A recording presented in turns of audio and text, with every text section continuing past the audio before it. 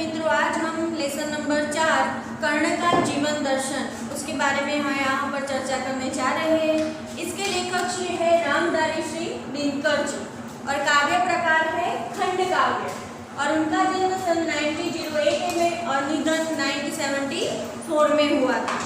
रामधारी श्री दिनकर का जन्म बिहार के मुंगेर जिले के सिमारिया नामक गांव में एक किसान परिवार के अंदर उनका जन्म हुआ था। यहाँ पर उन्होंने बहुत सारी काव्य कृतियाँ भी लिखी है। उर्वशी, रश्मिरथी, रेणुका, हुंकार, रसवंती, कुरुक्षेत्र, ये सारी उनकी काव्य कृतियाँ हैं। और यहाँ पर जो प्रस्तुत खंड काव्य है कर्ण का जीवन, तो वो एक रश्मिरथी खंड काव्य में से उसका अंश मात्र में से लिया गया है। और यहाँ पर जो प्रस्तुत खंड काव्य है उसके अंदर महारथी कर्ण के करुण किंतु भव्य जीवन की मीमांसा यहाँ पर प्रस्तुत की गई है कि किस तरह से कर्ण ने अपने जीवन के अंदर क्या किया है, जीवन के अंदर ये सारी बातें यहाँ पर चर्चा की गई है। तो कि कर्ण कुंती का पुत्र था, पांडवों में वह ज्येष्ठ और श्रेष्ठ भी था। कर्ण दानी है और उसे सांसारिक सुखों की कोई परवाह ही नहीं है। उसकी यही इच्छा है कि वह गरीबों की सदा सेवा करे, उनको दान किस तरह से वो अधिक से अधिक दान दे। इसलिए वो कर्ण को हम दानवीर कर्ण के नाम से भी जाने जाते हैं। कर्ण एक कुशल योद्धा भी था।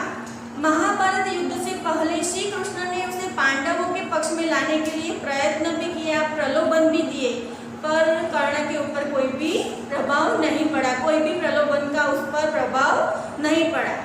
उसने कोई भी प्रलोभन नहीं लिया, परंतु कर्ण ने दुर्योधन का साथ नहीं छोड़ा। और इसी बात की यहाँ पर चर्चा की गई है कि किस तरह से कर्ण के जीवन के अंदर क्या बातें होती है, तो हम आगे देखते हैं।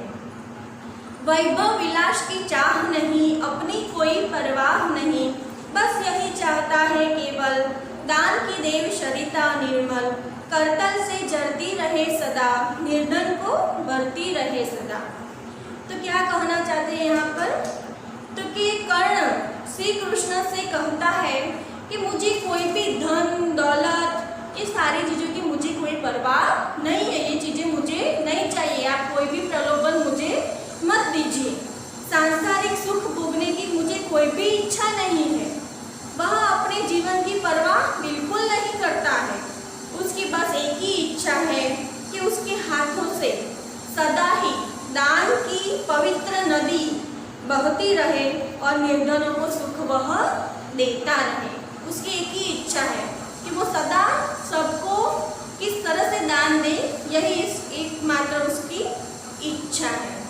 तुच्छ है राज्य क्या है केशव, पाता क्या नर कर प्राप्त विभव, चिंता प्रभुत अतल्प्य हास, कुछ चाकचिक्य कुछ क्षण विलास, पर वह भी यही गवाना है, कुछ साथ नहीं ले जाना है। वो क्या कह रहा है कर्ण? हे केशव, हे श्री कृष्ण, हमें जिस राज्य का आप मुझे प्रलोभन दे रहे हैं वह तो बिल्कुल तुच्छ है मेरे लिए।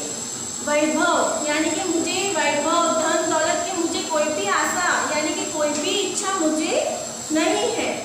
वैभव पाकर उसे ढेर सारी चिंताएं और नाम मात्र की हंसी खुशी मिलती है, उससे थोड़ी बहुत चमक दमक और थोड़े समय के लिए सुख भोगना, ये सारी चीज़ें छोड़कर ही हमें जाना है। खाली हाथ आए थे और खाली हाथ ही हमें जाना है। ये बात वह कर्ण श्री कृष्ण को समझाता है कि आप कोई भी प्रकार के प्रलोभन मुझे मत दीजिए। हम जिस तरह से संसार के अंदर खाली हाथ आए थे और खाली हाथ ही हमें जाना है। मुझसे मनुष्य जो होते हैं कंचन का भार ना ढोते हैं, पाते हैं धन बिखराने को, लाते हैं रतन लुटाने को, जग से न कभी कुछ लेते हैं, दान ही हृदय का देते हैं। कर्ण श्री कृष्ण से क्या कहता है कि मेरे जैसे मनुष्य सोने का भार कभी अपने ऊपर नहीं ढोते हैं। सुख वैभव की मुझे कोई भी इच्छा नहीं है, वे लोगों में बांटने के लिए है। सुख वैभव क्या है? लोगों के अंदर बांटने के लिए, धन संपत्ति मेरे लिए, मैं क्या सोचता हूँ, कर्ण ये बात करता है कि सबको बांटने के लिए है। धन संपत्ति सबके मेरे लिए प्राप्त है तो मैं सबके अंदर बांटूंगा। उसकी बहुमूल्य वस्तुएं लोगों में बांटने के लिए मुझे मिली है। वे संसार से कुछ भी नहीं लेते हैं, अपने हृदय का दान ही देते हैं और दुखियों पर, जो दुखी लोग हैं संसार के अंदर, वो क्या कर रहा है कर्ण कि जो भी दुखी मनुष्य है उसके मैं किस तरह से सहाय करूं, किस तरह से उसको मैं दान दूं और मैं किस तरह से दुनिया के अंदर सर्वश्रेष्ठ दानवीर बनूं। यही बात वो कहना चाहता है। प्रासादों के कनकाब शिखर होते कबूतरों के घर, महलों में गरुड़ न होते कंचन पर कभी ना सोता है। बसता वह कहीं पहाड़ों में शैलों की फटी दरारों में। सोने जैसी चमक दमक वो कभी भी राजमहलों के अंदर जो ऊपर चोटी पर कबूतरों के घर होते हैं, तो कि उस तरह से कबूतर जिस तरह से घर बनाते हैं कि महलों के अंदर कौन रहता है, तो कि कबूतर कहाँ पर रहते हैं, महलों के अंदर। और गरुड़ कहाँ रहते हैं, तो कि पहाड़ की फटी दरारों के अंदर गरुड़ अपना निवास करते हैं।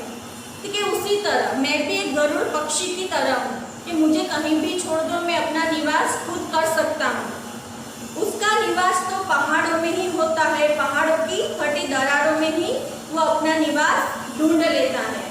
उसी तरह की होकर समृद्धि सुख के अधीन मानव होता नित तप क्षीण, सत्ता किरीट मणिमय आसन करते मनुष्य का तेज हरण। नर विभव हेतु ललचाता है पर वही मनुष्य को खाता है। यहाँ पर क्या कहना चाहता है कर्ण कि मनुष्य को क्यों इस तरह से धन दौलत के पीछे भागना चाहिए।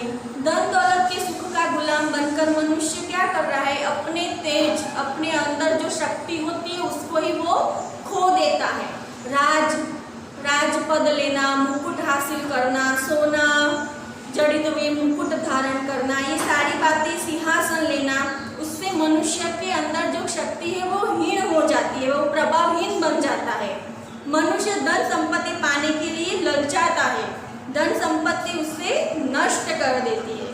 यहाँ पर कर्ण क्या कहना चाहता है कि धन संपत्ति मनुष्य को क्या करती है, नष्ट कर देती है। और आगे की जो पंक्तियाँ हैं वो हम नेक्स्ट लेक्चर में देखेंगे। Thank you.